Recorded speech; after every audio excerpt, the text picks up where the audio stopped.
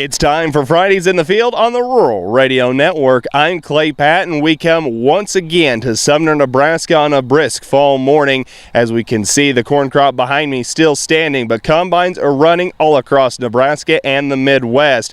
Now, this corn crop we've got to see on the Beattie Family Farm started out just a hair behind in May. Then we got to see it progress. Great rains have helped it through the summer, and Bart Beattie gives us a final update before they harvest this field. Clay, we started out, behind 2 weeks getting it in, and we caught up during the growing season. We had great heat units, great moisture throughout the growing season.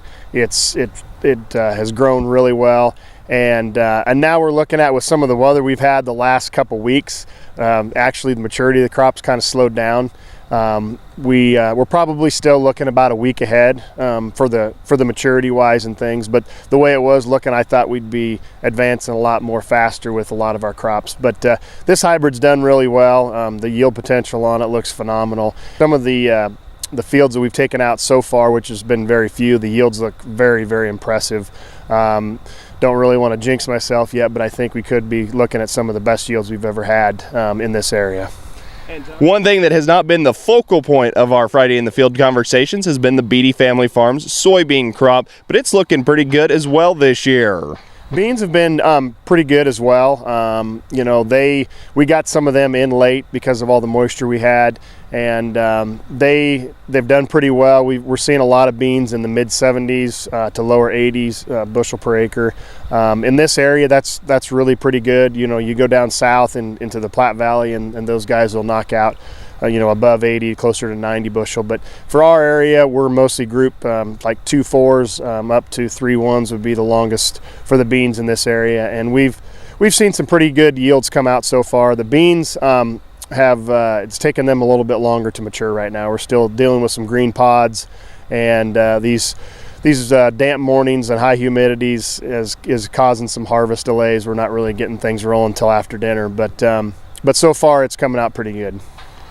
2018 has been filled with some ups, it's been filled with some downs, but overall Bart thinks there's some positive things to pull from the 2018 growing year. Well, honestly, the biggest challenge is just manage the water situation. We've had a lot of moisture and when to irrigate, when not to irrigate. We've really, ironically, probably relied more on our soil moisture probes this year than we have in years past because really just paying attention to what those probes were saying, whether or not we should be irrigating or not, given all the moisture we've had. And so it's really been a great tool for us this year, especially with all the rain that we've been blessed with. And I'm thinking, you and I were talking earlier, I'm thinking probably we're going to be saving $40 to $50 an acre on irrigation costs. Some of these pivots, this pivot here, for example, on the ground that we're talking about, or we've been talking about all summer, this pivot's only been around 4 times, and one of those was early just to get some chemical incorporated. So, tremendous amount of moisture right here on this quarter, and we've just really been blessed with that. So, that's been a challenge for us, but stock quality seems to be really good. We haven't fought a lot of disease pressures or anything, given all the moisture we've had, which is kind of surprising. In agriculture, we're constantly adapting to changes as well as learning new things about production. Yeah, I think, going back to using the moisture probes and the technology, I think, using this technology to help us make decisions that, maybe delaying an irrigation a few days isn't going to hurt us. And when we found that out this year, and, so using some of those technologies, I think, are going to help us with our decision making going forward.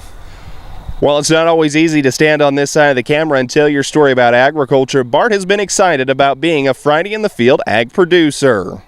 Well, I've enjoyed Fridays in the Field. It's nice to get a perspective from other producers around the state on what's going on. I think it's been, it's very beneficial to the listeners to kind of get a feel for different parts of the states, and working with the Rural Radio Network and KRVN has been a great experience for us on our operation, and just encourage people to sign up for it next year if you're asked to do it. It's amazing how fast it's gone. I can't believe, it seems like we just started talking about a crop that was 6 inches up out of the ground, and here we are looking at harvest of it. As the 2018 growing year starts to wind down with harvest, what are Bart's final thoughts on the year? Well, 2018's been one that I think we're going to put in the record books for yield. I believe for record yield, for record moisture. just for record productivity from the grain side, soybean side as well. And even as a whole in our nation, and it's going to be one in the books for all the trade issues we've been talking about, for all the tariff things we got going on. As pork producers and beef producers, we've seen a lot of changes and a lot of interesting things take place in the livestock industry in 2018. So really 2018 I think is going to be one for the books that we're going to look back and say, well, and kind of recall our experiences and learn from it and apply those to going forward. So. Well, a big thank you to the Bart Beattie and the Beattie Family Farm for allowing the Rural Radio Network to come out and talk to them through the 2018 growing year on what is a beautiful corn crop and a great soybean crop as well. When you want the latest in ag news and information, make it the Rural Radio Network.